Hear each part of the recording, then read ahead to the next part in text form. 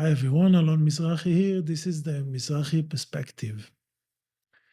On October 7, in the early morning hours, around 8 or 9 o'clock, I already knew with certainty that Israel was basically over. And what do I mean by that?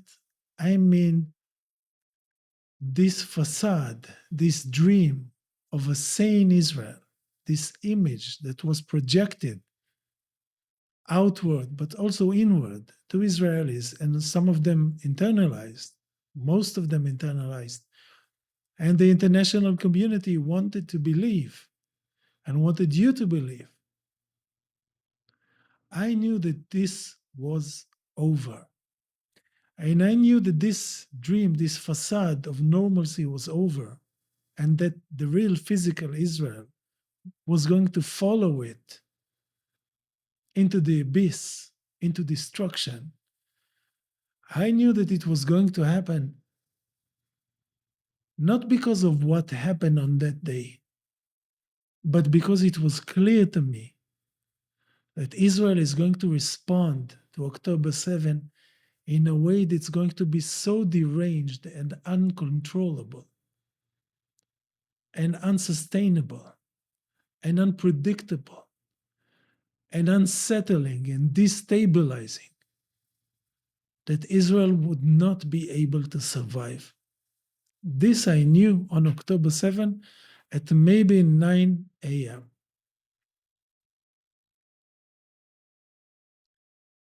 And I have been saying that and similar things since then because my initial impression didn't change. And what we've seen from Israel in the past year and a half, since October 7, 2023, has only strengthened this impression. And what Israel is doing now, it is mobilizing tens of thousands of reserve soldiers to finish off Gaza, to occupy the entire territory, and to kill or expel every last Palestinian. This is the plan now. This is what they want to do next. And they are doing this as they are bombing Yemen and Syria and Lebanon and pushing for war with Iran. And as they have destroyed completely and irrevocably the reputation of Israel, but not only Israel. Because we have to remember the vast majority of Jews continue to support Israel to this very minute. So we have a huge problem on our hands.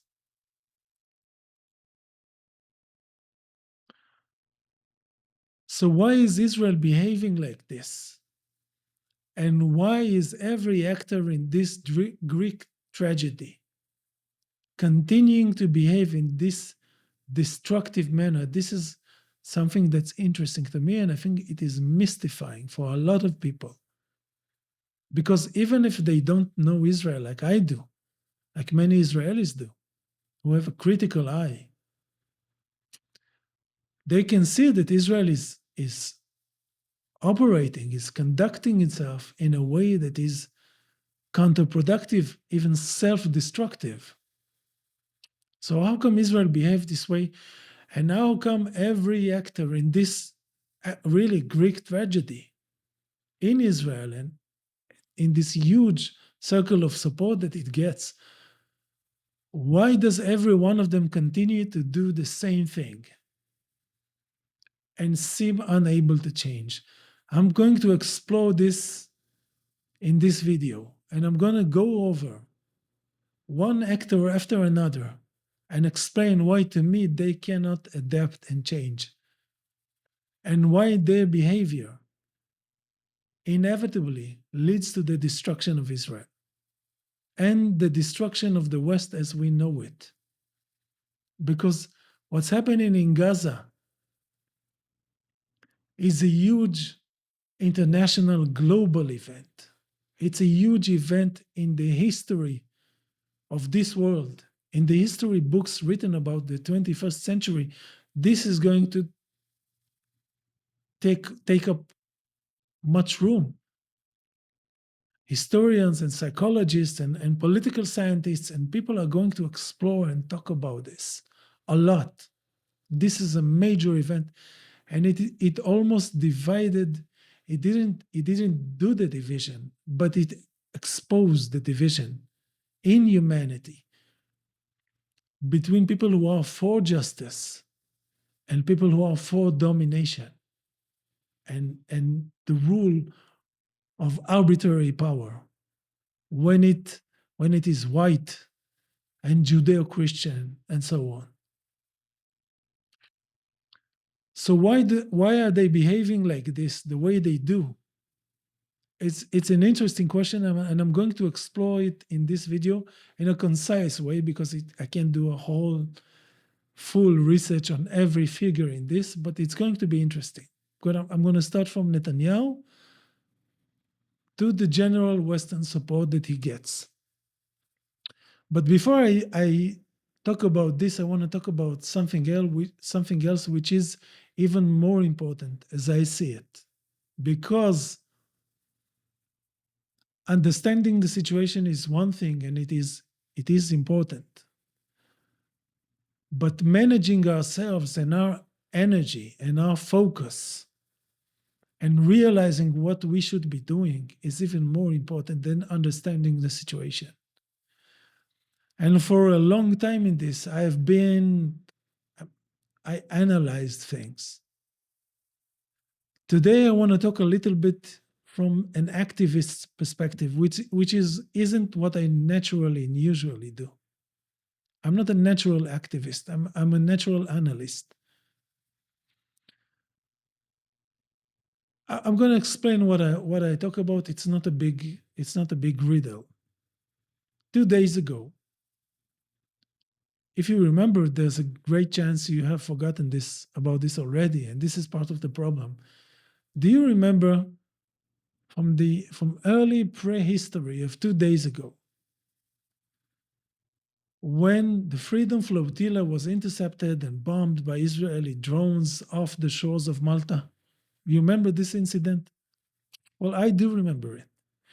And I remember how for 7.5 minutes or so,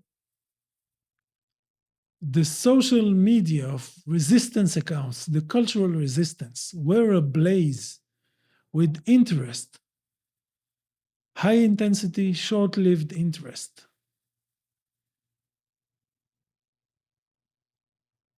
And I'm pausing for a second because I have something to say about this short lived, high intensity interest. And I'm going to talk about and explain how this kind of resistance and this kind of philosophy is really capitalism and colonialism and not resistance. But I'm not going to talk about this today. This is for another video. And I said, during these 7.5 minutes of absolute excitement, I said, I don't get it. I said, I don't get it. I said, I don't get this flotilla thing. And I said, it didn't look to me like the right way to resist what's happening in Gaza. And some people were angry with me for saying this and took it as being dismissive of other people's efforts, which was significant because people put a lot of time and effort and took personal risks. And I don't want to diminish anything from it. But I want to take this opportunity in this video to explain why I said what I said and how I think we are fundamentally wrong in our understanding of this political moment as a cultural resistance. We are conducting ourselves in a way that doesn't take responsibility and doesn't center power in us. We assign responsibility to other people, to other institutions or instruments of power, like the press, like the political system, like public opinion, like social media. And this is fundamentally wrong. This is fundamentally wrong. And to me, every action that follows this very flawed logic, and I'm going to insist on this, and many people are going to disagree with me or hate me for saying this, but I'm going to insist on this. Nonetheless, every action that follows this logic, that what we're doing is not changing reality, is not meeting reality and power directly and challenging them directly, but rather trying to influence someone else to make adaptations to the way they handle power and handle reality. This is deeply, deeply misguided. And this is not going to lead us anywhere. This is a childish way of thinking. The idea that we are going to cause the media to take interest in Gaza after 100,000 people have been butchered in fucking broad daylight because we did something unusual here and we did something that caught the eye, or was something out of the ordinary for 5 minutes or 1 week. This is deeply, deeply wrong and misguided. This is escaping responsibility. This is escaping our responsibility, our political and moral responsibility as human beings, as political beings, as political creatures. And this is something that the cultural resistance to the genocide have been doing consistently. All the protests in universities and all the whole protest movement that we have seen, it wasn't designed to change reality and to challenge power directly. It was designed to create a display, a spectacle that maybe is going to influence the way power is managed. But they don't care about this. They don't care about this. Why would they care? Why would they care? This is not threatening and challenging their power. This is strengthening it, because this is contributing to their image as the ones with power, when we are supposed to be challenging this, challenging them. We should be focused on direct interruption, direct challenge. This whole notion that someone is going to come and intervene, they're all part of it. They're all in on it. The British monarchy and British elites are murdering Palestinian children with their own hands. With their own hands. Do you think they care about 5 students in a university, or 10 or 50? Why should they?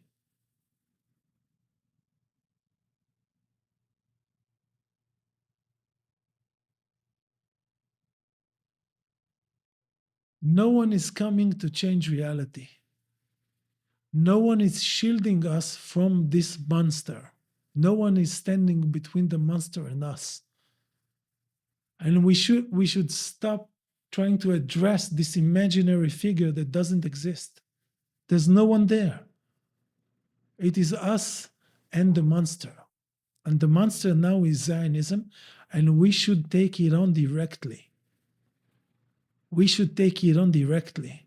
And one of the measures I suggested we should be doing, the resistance should be doing, is attaching, affixing a permanent protest to every Israeli embassy and consulate in the world, everywhere, everywhere, and pointing at them and telling them what they're doing and showing them what they're doing.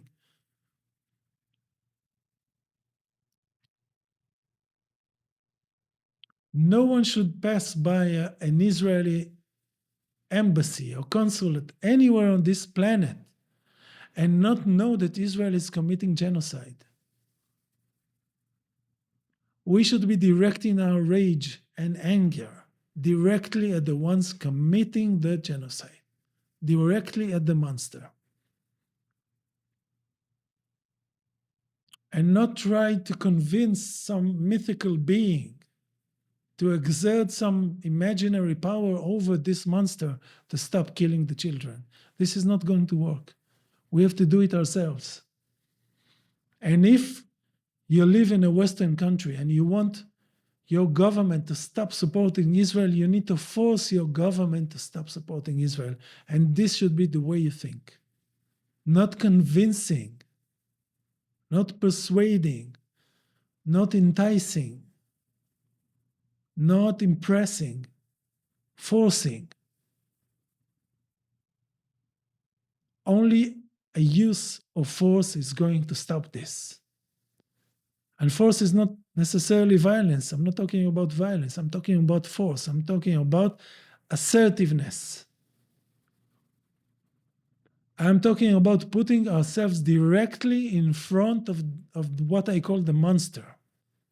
Because I think that we have been avoiding this and evading this and going around it. And this is part of the reason this movement has been so ineffective. And once there's a link in the video description, once this wave of protests in 100, 200, 300 different locations start to happen, they can start to communicate and connect and create an actual international movement of protest. And this may actually change the game. What we're doing now is ineffective. And it is ineffective because of the reasons I mentioned.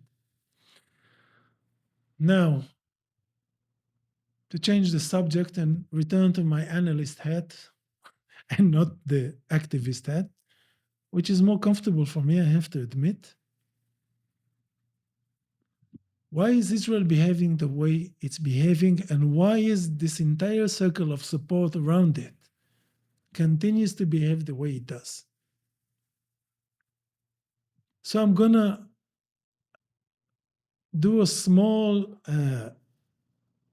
flyover the main characters in this Greek tragedy and explain my view of how each one of them is obliged to continue doing what it's doing.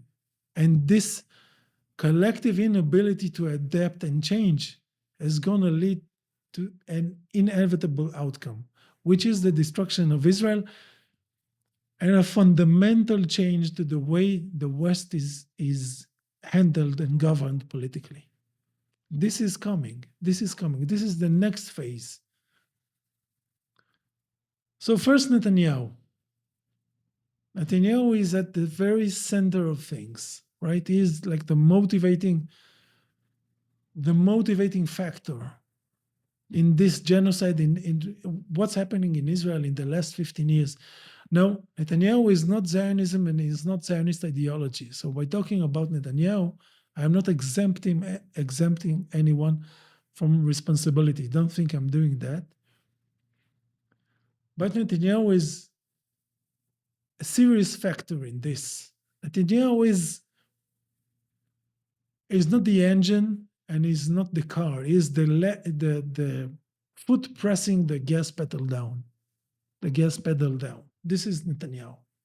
Because everything that's happening now is really ingrained and incorporated into the very basic Zionist idea. Netanyahu just accelerates things. Netanyahu is unable to change anything. First of all, I mean, he grew up as an to an as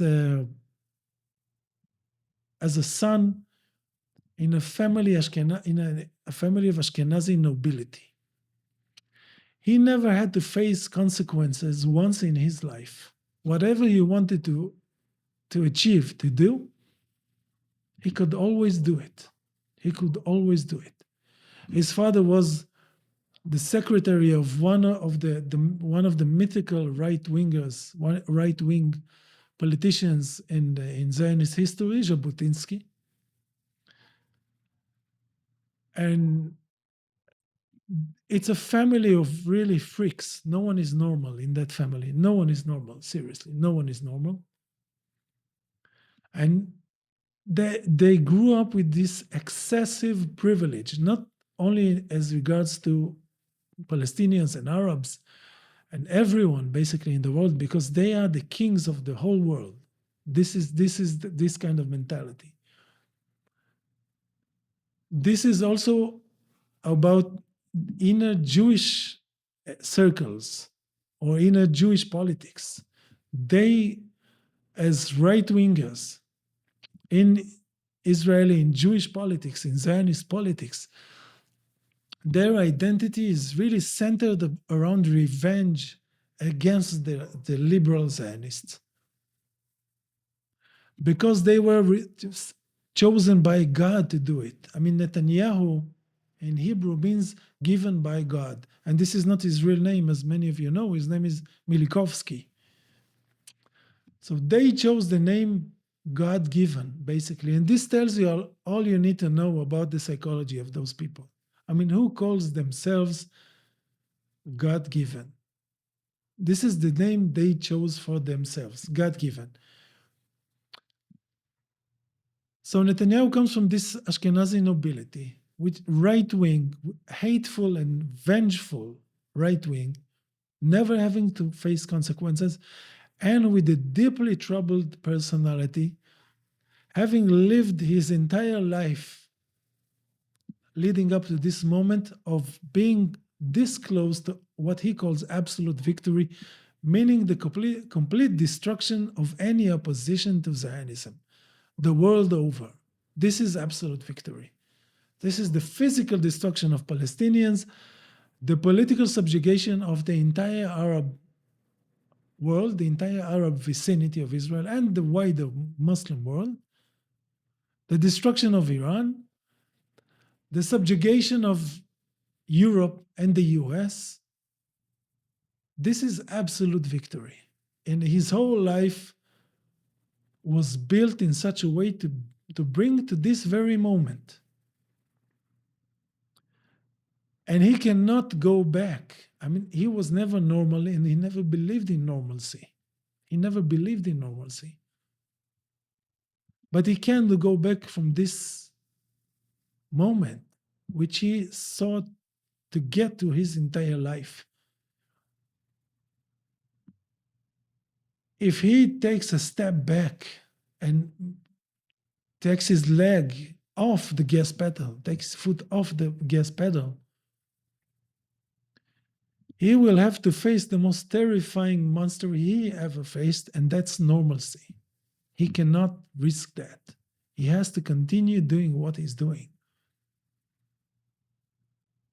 There is the very tempting vision of absolute victory over all the enemies of the Jews in his twisted mind.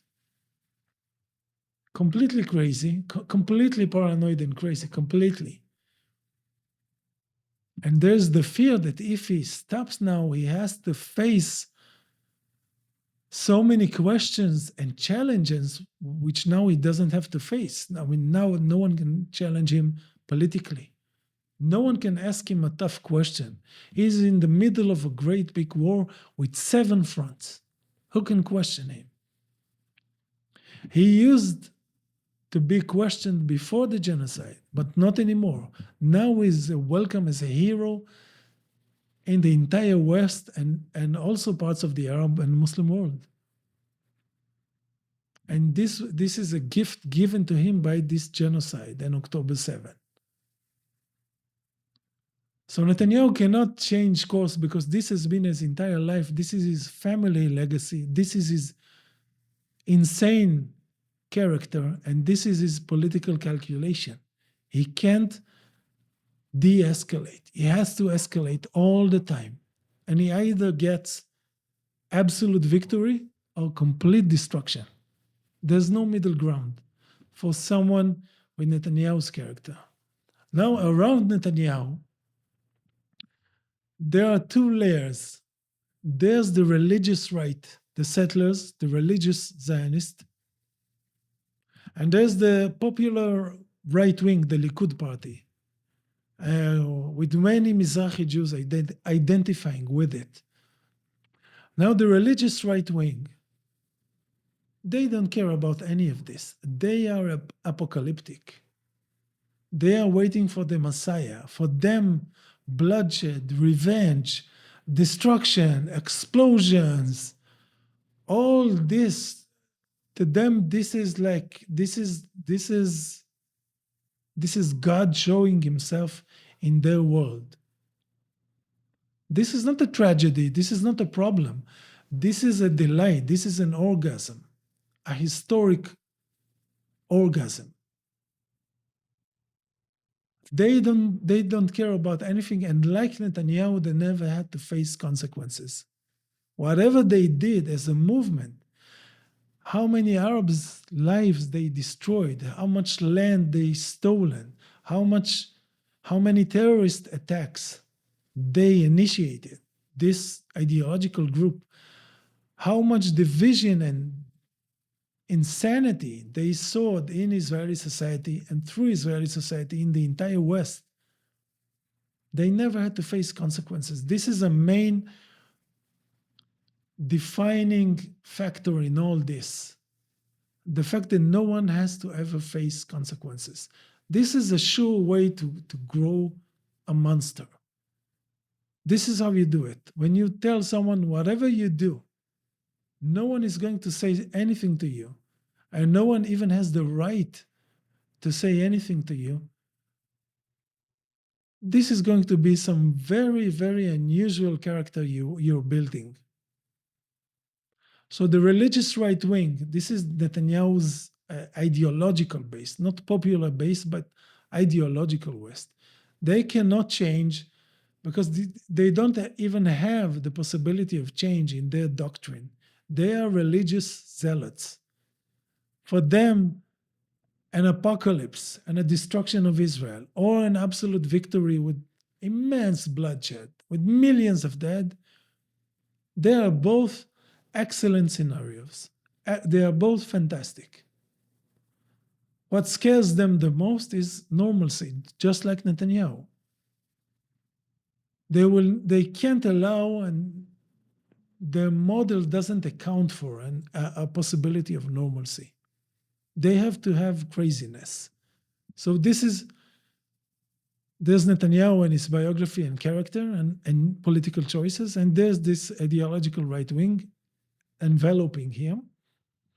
And there's the popular right wing base. They can change either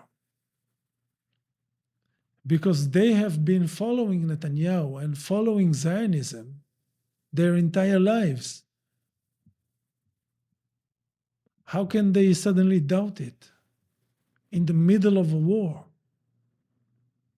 How can they turn their backs on Netanyahu and what he represents, this deranged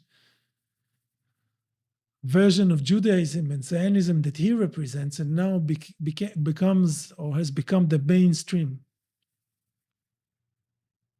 They are committed to doing everything he says. They are committed to seeing Israel and its story the way Netanyahu tells it. And they have been trained for it by Zionism, because Zionism contains paranoia, contains militarism, contains racism, exceptionalism, a license to do whatever you want to Arabs and Palestinians. Netanyahu just added a little twist on that, but it was there all along. They have been Netanyahu and they have been Zionists, and if they are Mizrahi Jews, Zionism is their entire identity. Everything they once used to have, the culture they had, the language they had, the religion they have, the community they had, it is all gone. Zionism destroyed it. They have nothing else but Zionism. This is their only source of self affirmation. This is the only way for them to know who they are. So they can't change. Zionism is all they have, and they are going to drown with this boat, but they can't abandon ship. They can't. This is their whole identity. So there's Netanyahu, there's the religious right wing, there is the popular right wing, and now there's the liberal Zionists. And they too cannot, and it is already too late for them because they have walked with Netanyahu hand in hand throughout everything that he has done. They never disobeyed an order. When he told them to bomb and kill 10,000 children, they went and did it. As pilots, as intelligence officers, as drone operators, all these idiotic titles. And they have been Zionists their entire existence. For them too, but for other reasons. For the Mizrahi Jews and the popular right wing, Zionism is their entire identity. But for the liberal Zionists, Zionism is the explanation. It is the basis for their privilege and their place in society and their place in the world. If they are not Zionist Jews, what are they? What are they? They too have nothing else. But their connection is class oriented and status oriented. It's different from the popular right wing, whose identity is defined a little bit different. It's a bit more religious, a bit more mystical. For them, it is a very material thing. Zionism built them. Zionism was their movement. They started it. The liberal Zionists, the Ashkenazi liberal Zionists, the secular ones. And not only has it built them, they have been part of it, and they are part of it to this very moment. They have done all this destruction.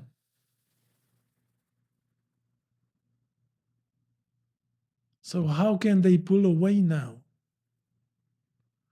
What is it going to say about all the previous choices?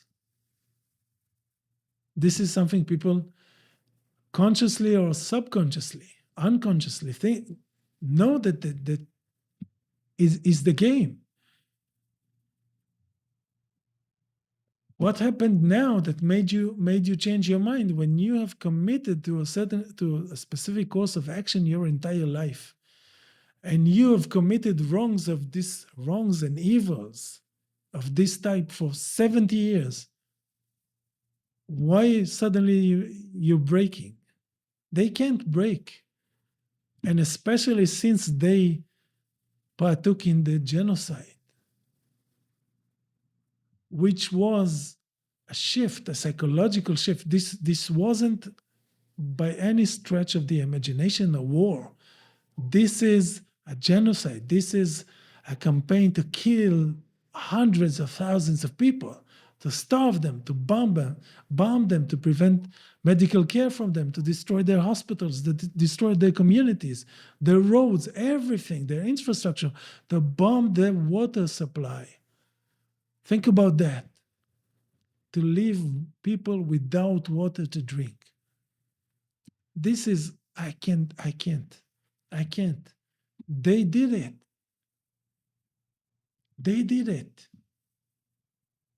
They can't back away now because of their previous cowardice, their deeply flawed character, their inability to choose morally at any time. Now they are stuck with it. They can't pull back. They will look ridiculous.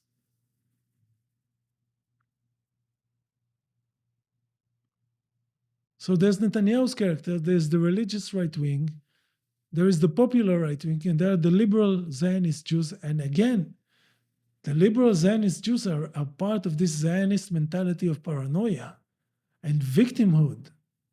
And not only Zionist, this is a Jewish theme. This is more Ashkenazi than Mizrahi theme. Nevertheless, it is a Jewish theme, the victimhood. And they have been swept into this thinking since October 7, which is presented as the new Holocaust and all this nonsense. So how are they going to abandon ship now? They can't. Now the ultra-religious, the Haredim, the ultra-Orthodox Jews that are part of this coalition, they can break with Netanyahu because they depend on him for budgets, for benefits, for privileges. Because the Zionists, the liberals, can't form a government with them because the ultra-Orthodox Jews don't want to join the IDF. It's against their religious beliefs. And this is killing Zionist liberals, like literally killing them, because they have to serve more time at war. But of course, Netanyahu needs those ultra-Orthodox Jews in his coalition for his coalition to stand. So he always prefers them and helps them to evade military service, which is otherwise obligatory in Israel. This is funny because no matter how humiliating Netanyahu is to those liberal Zionists, they have this slave mentality they cannot shake off. They conceptualize it as pride because they are leaders, they are elites, but they are slaves. I mean, they are Netanyahu's prime slaves. They do whatever he says, and they pretend to protest. They go on Saturday evenings to like 2 minutes from their homes in Tel Aviv and carry a sign and then go back and to kill Palestinians and continue the genocide. This is so ridiculous. So the ultra-Orthodox Jews cannot break away with Netanyahu because they need him. So you have this whole knot of interests and identities and narratives which you cannot undo. You cannot break. And if you go to wider circles,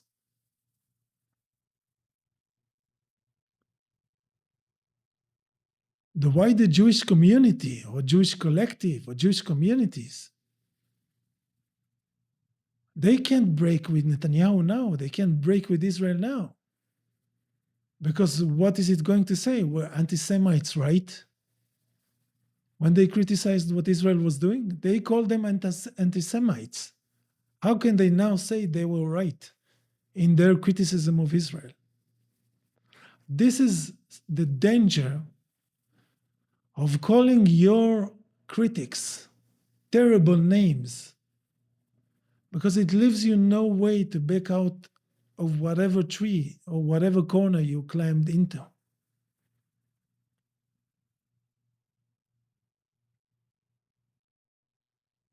Everyone in this equation is locked inside narratives and delusions of their own creation, and they can't break out. And this really unbelievably stupid total identification with Israel, which is a political instrument, how can it represent what you believe to be a spiritual being, like the nation of Israel? How can a political instrument, this is, even if you're a Jewish believer, this is so idiotic. Nevertheless, so many Jews and Jewish communities and Jewish political enforcers fell into this stupid trap. Now they can't back out. They have to continue, and they also bought into the whole anti-Semitism narrative. this hysteria that they fanned for years, they can't back out. So you see, everyone in this Greek play is stuck in place and cannot choose any alternate course of action. And the final layer around this that holds all this insanity in place is Western support for Israel.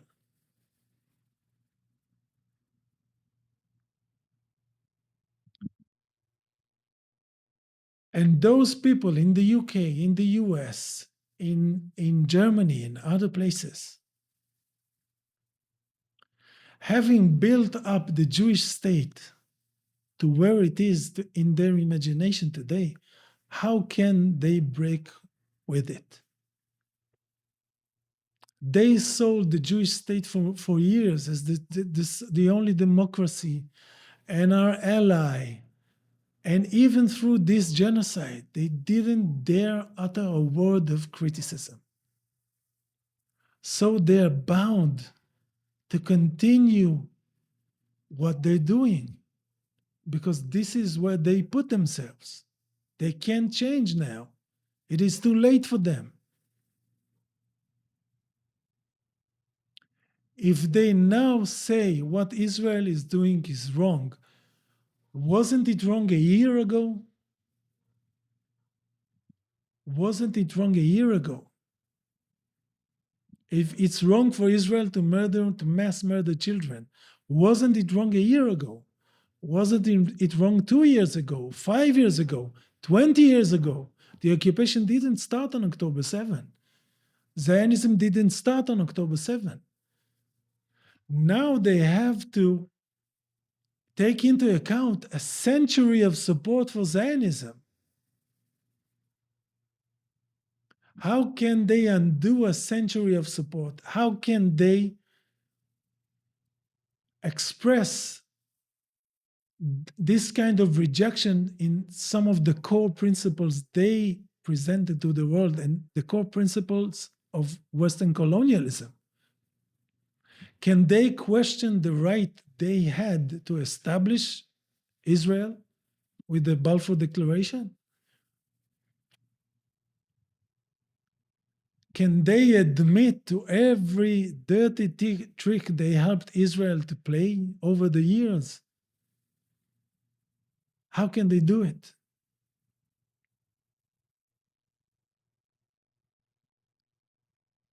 And let's not forget, by building up the image of Israel to this absurd place that they have opened themselves up. I mean, they have treated Israel as their landlord. They have given Israel access, Israel and Jewish lobbies access to such an excessive degree, they don't have independent governments anymore. Now, Zionist representatives, Jewish Zionist representatives, are part of almost every government body. They are consulted all the time. They have to give their opinion. They influence, they push, they lobby. They were given this place. They didn't steal it.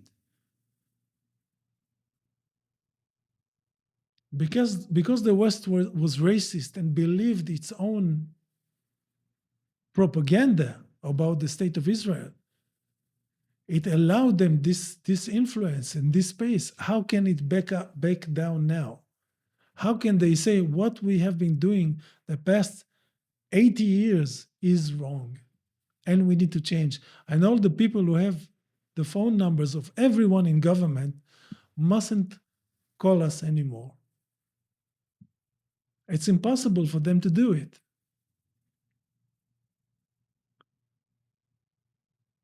So now every actor from the Israeli side knows all of this. Again, they don't have to have the words for it, but they know it. But they know it. And so, in their insanity, this is Netanyahu and his right wing core, and all the change of obedience and obedient groups that are attached to this core. They are pushing everyone to their limits. They are pushing everyone in this Greek play, and this is what we're watching. This is the plot. Everyone is stuck in place because of their previous choices and because of their bad character and flawed character. And the main generator of evil knows this, that they can break with him. So he keeps, and he is not just Netanyahu, this is the Zionist mechanism.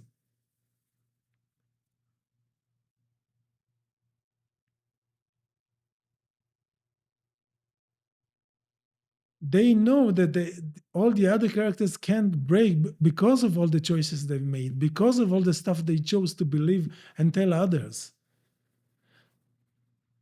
But Netanyahu can't control himself, and Zionism can't control itself, can't contain itself.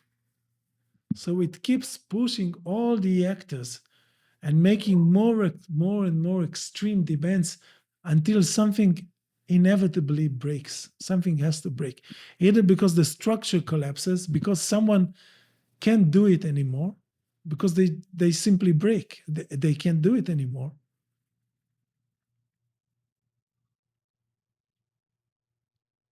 Or because this very shaky structure meets an external enemy that is as equally strong as they are,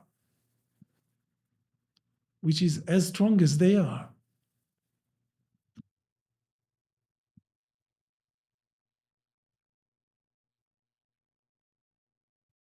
This whole Zionist model only exists in the West's fantasy. None of it exists in reality. This all relies on coercion and domination and crazy religious beliefs.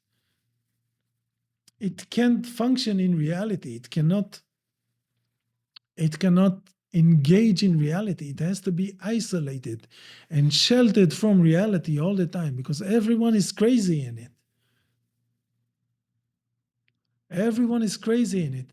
And when Israel has to finally meet what exists on the other side of this wall of isolation, it cannot cope. This is what happened to Israel on October 7th. It met reality and it couldn't cope with it. It got so freaked out because of what it saw on the other side, which was really itself.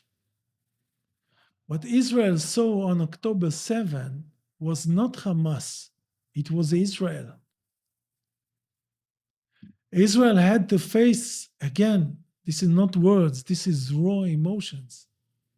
Israel met the reality it was creating on the other side of the Gaza border fence. Israel met all the oppression and all the killing and all the blockade and all the war after war and operation after operation that it did in Gaza. Suddenly, Israel needed to meet all that. It needed to meet reality and it couldn't cope. And this whole model is built on isolation from reality. And I think that this is part of the reason for us, all the actors in this Greek tragedy look disconnected from reality, so disconnected from reality. And this is why we should have no illusion that we can influence any of those actors. We can't. We need to challenge this model by using force, assertive force, not violent force, against them. We should be standing in their way. We should be standing in our way, placing ourselves, our bodies in their way. Because no one is sheltering us from this monster. And we are the only possible shelter for Gaza's children and Gaza's innocents.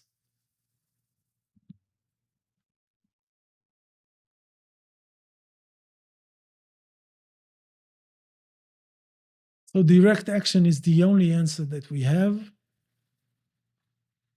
And I hope that I also was able to give some insight into why this structure of derangement and self-destruction continues to do what it's doing. It's because every actor in it is simply stuck and has no and left themselves no wiggle room. And I didn't mention Israelis security apparatus, the IDF and all the other services. They are also stuck. They are the ones who allow this reality, this political reality, this murder scene that we're seeing. They are the ones that created it. Can they now back away from it?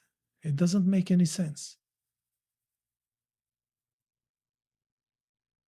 When a political movement, when a political body starts taking away of immorality, of bad and evil choices, this is what happens. They have to make gradually worse and worse and worse choices all the time to cover their tracks, to convince themselves they are doing something right, and just because they're going crazy. This is what happens after decades and decades of killing Palestinians with impunity. Israel has gone crazy, and the whole West has gone crazy with it. And this is what we're seeing now. And direct action is our only